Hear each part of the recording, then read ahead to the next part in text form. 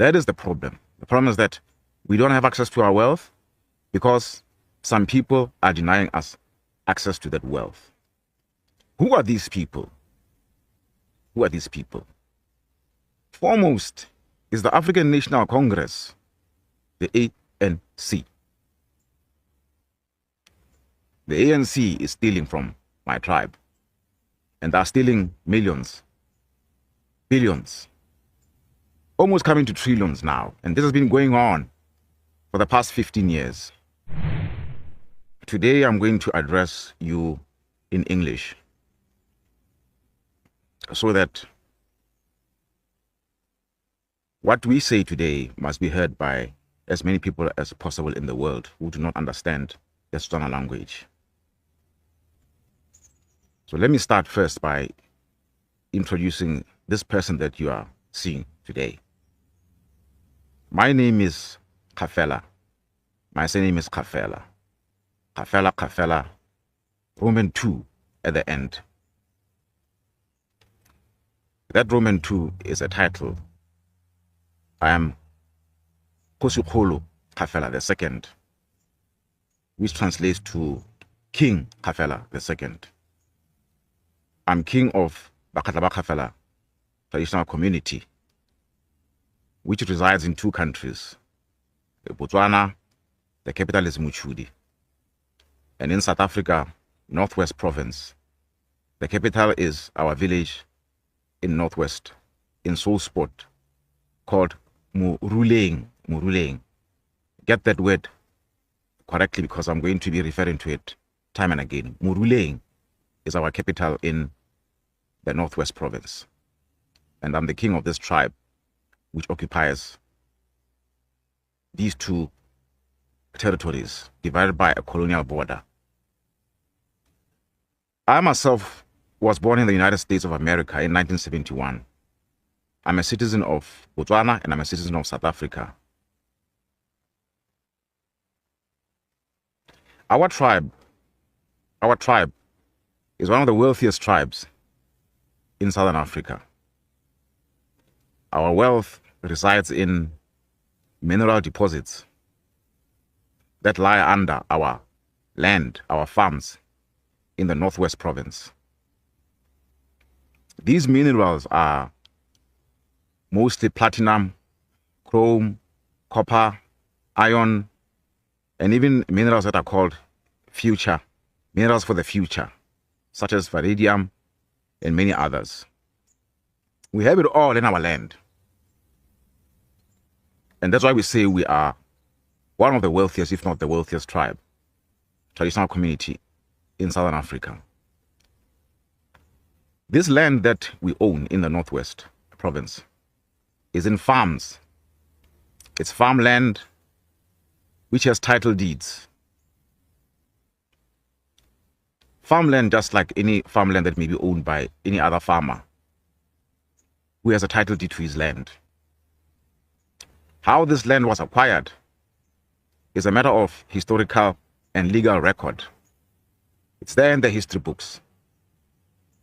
One of the history books I can refer to you is one written by Professor Fred Morton, How Rustling Became an Art.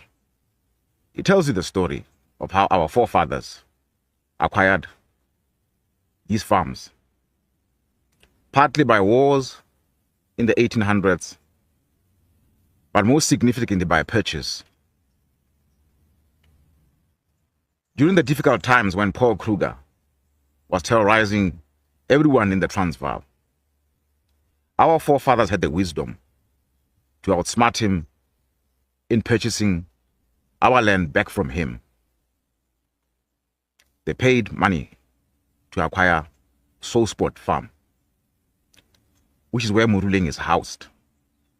They paid money to acquire all the other farms which house our villages in the Northwest Province, and which is ground for this wealth of minerals. Those farms were bought just as any party can buy a farm. They are our inheritance. Our forefathers left these farms to be our inheritance. as much as somebody else's forefather would leave them a watch, a vehicle, or whatever. Our forefathers left us this land. It is our inheritance, and no one in this world is entitled to take it away from us by any justification whatsoever. No one is entitled to steal our inheritance. We have a massive problem. We have a massive problem in South Africa. Our tribe specifically faces a massive dilemma. This problem, to put it into context, is this. Notwithstanding this wealth that I have explained to you, we as a tribe don't have access to it.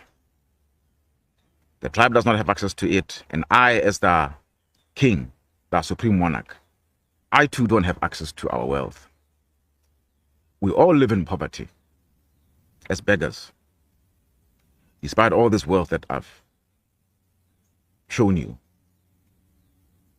Other people are eating our wealth, and in the process of eating it, they are fighting amongst themselves, and everybody is fighting everybody.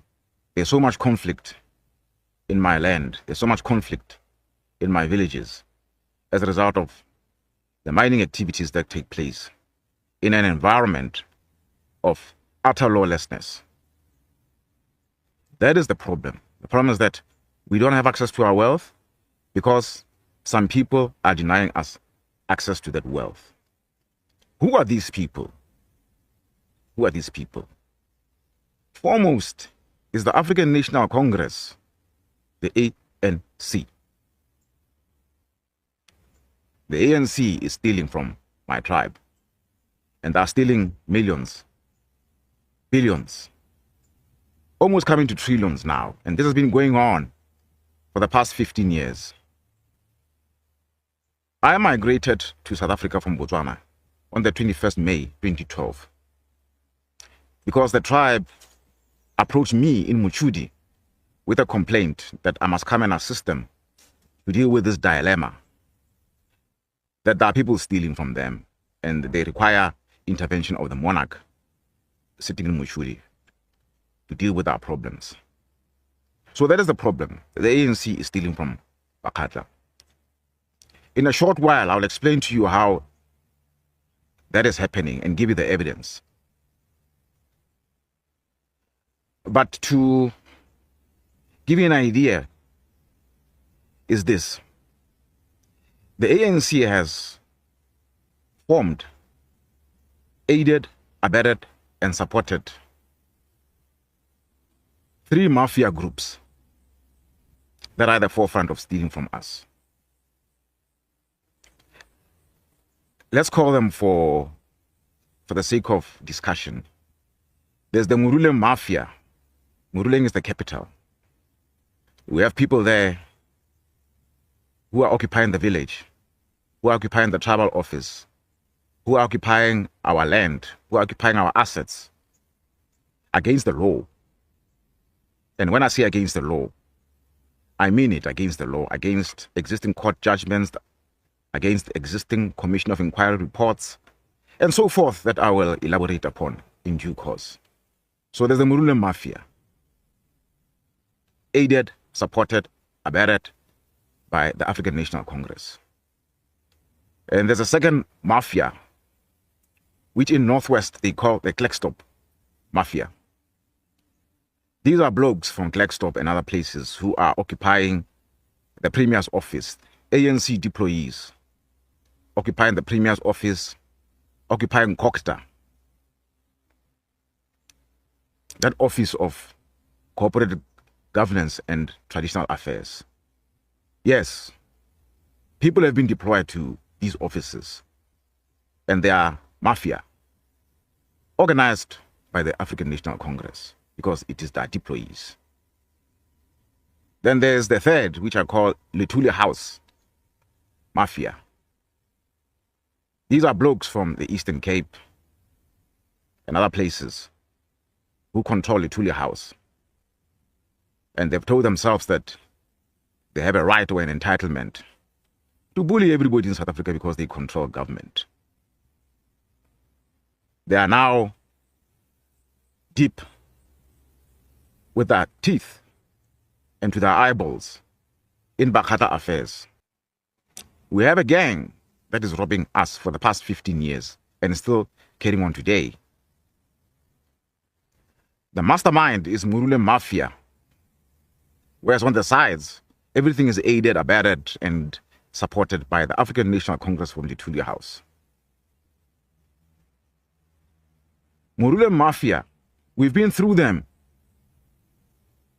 We've litigated with them at court since 2012. We've litigated with them through Baloyi Judicial Commission of Inquiry. We've litigated with them even afterwards. And in all the processes that we have gone through with them, we have had documentary forensic evidence of what is being stolen by this gang. In 2012, we had commissioned and concluded a forensic investigation by a reputable firm of auditors called BDO Spencer. They delivered a report which is as valid today as it was in 2012. And that report showed that there was a lot of trouble going on within my tribe at our tribal office in Moruleng, that they then appointed Kosi, John Molefe-Pilane, who was appointed by my father during his reign as the king. My father appointed him to be caretaker of the tribe in South Africa in 1996. And since then, the tribe has been complaining about his maladministration of their affairs. So the BDO report confirmed the tribe's complaint to me in Muchudi. They complained to me in Muchudi in 2008. And in 2012, we finally had the evidence that vindicated the complainants. And the vindication lay and still lies in the evidence that is there in the BDO report, indicating that the then regent, John Molefe-Pilane, and his traditional council, and the rest of the tortfeasors with him, were stealing millions and millions and millions of rand from Bakata, exploiting our inheritance to steal. In 2016, when the tribe was so frustrated at the government not assisting them to bring this morass to an end, the tribe put pressure on the premier. The premier then was Super Mahuma Pelo. But then we had also emerged from a high court ruling before the then Judge President Leo, who made a ruling that all the disputes that we had before her, before the Mafican High Court, as we tried to unravel this morass and rid ourselves of the then regent, John Pilane, Judge Leo directed that all those issues that were raised before her must be decided by a judicial commission of inquiry. That was in 2014. And in 2016, the then premier, Super Mahuma Pelo, acceded to that demand and pressure by the tribe. He commissioned that judicial commission of inquiry, which is called Baloyi Judicial Commission of Inquiry. Now, that commission was set up to resolve all Bakata disputes as they were presented before Judge President Liu. The disputes concerned disputes over the traditional leadership, Bohosi. The dispute also revolved around maladministration. Those were the two major topics: maladministration and Bohosi, traditional leadership. We went on with that commission from 2016 up to 2019, when the commission finally delivered its findings and recommendations. The recommendations as regards traditional leadership, Bohosi, the recommendations vindicated the position of Bakatla traditional law as regards traditional leadership. And in summary, to summarize it all, you will have an opportunity to read it yourself, but to summarize it all, the commission made a finding that Bakatla Bakafela traditional community in Botswana, in South Africa, remain one tribe, despite the fact that there's a border in between, but we are one tribe, indivisible. Number two, the commission made a finding that this one tribe that exists in two countries, by its traditional law, is governed by a monarch, who in Setswana we call Kgosi Kgolo, meaning the great chief. But effectively it's king, paramount chief king, because in South Africa, paramount chiefs were designated kings as a matter of law, arising from Nhlapo Commission. That's what the commission found. The commission found that the tribe is one unit, indivisible despite the border. And that is so in terms of Bakatla custom, and it is so in terms of the South African Constitution. Thirdly, that the monarch, be myself, is the only individual in the whole world who has a power to appoint a Kgosi in South Africa, a caretaker in South Africa. I'm among the only person in the whole world who can appoint a Kgosi and can remove a Kgosi from the seat of Kgosi. As regards maladministration,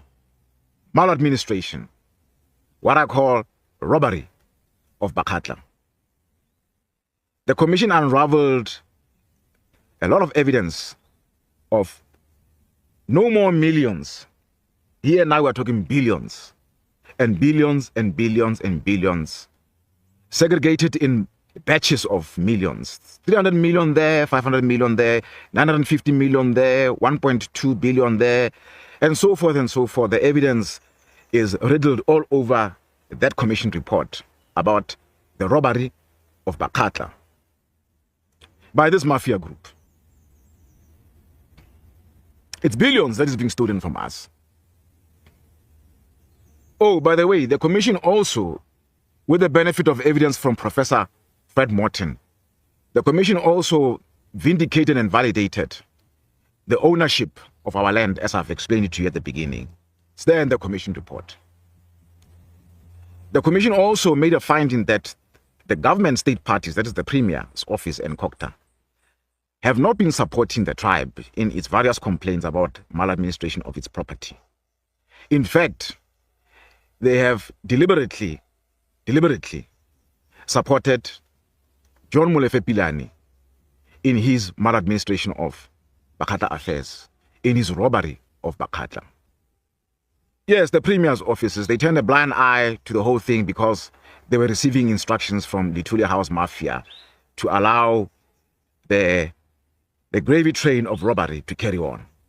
So this is what the commission found, that they have not been supporting the tribe despite complaints and complaints, including complaints by myself way back in 2012 when I asked the government of Northwest to institute a forensic investigation. It's there in the report.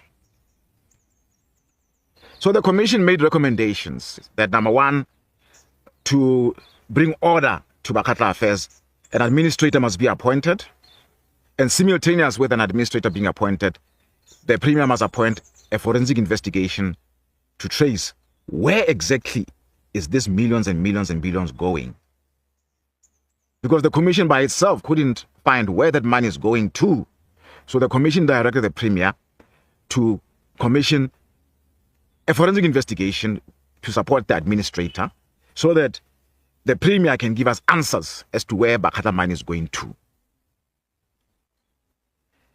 The then Premier who took over after Supermama Humapelo, Professor Job Mokgoro, he signed for that commission that he accepts all the recommendations, and he held a public meeting to announce that his office was going to implement all the recommendations. And indeed, Professor Mokgoro appointed an administrator. His name is Phineas Tsie. Indeed, Professor Mokgoro appointed a forensic team of investigators, and they started work. There was so much resistance to Mokgoro's actions, political resistance, to a point that he was forced to resign. The ANC forced Professor Mokgoro to resign from his office so that they could bring replacements who would carry out instructions from Luthuli House not to implement the Baloyi report and not to carry on with the forensic investigations. Consistently, since Job Mokgoro left, consistently, we've had resistance after resistance from the Premier's office, from COCTA, on matters of implementing Baloyi report, on matters of empowering the administrator to do his work, on matters of empowering the forensic investigation to do its work. This resistance has gone on and on to a point where ultimately the Premier's office and COCTA effectively they fired the administrator. Effectively they fired the forensic investigation. And ultimately, as recent as January this year, they finally fired the Khosi who I had appointed.